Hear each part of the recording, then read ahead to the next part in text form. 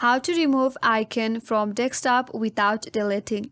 Hi everyone, this is Kate from Create Login and Delete. Now without any further ado, let's get started with this video.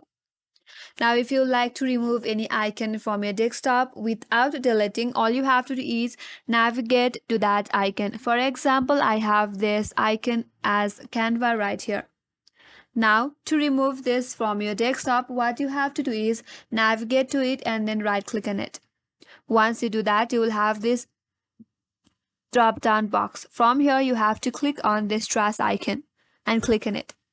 And now the icon is removed. Here, removing the icon doesn't mean that you have installed or deleted this application from your device permanently. Since I have recently removed this Canva icon, now if I go and search for Canva in my device, and there you can see it is still installed in your device. So this is the way to remove an icon from your laptop or your desktop without deleting. And that's all for today's video. Hope this video helps you. If you are new to our channel, make sure to like and subscribe. And thanks for watching. I will see you on next video.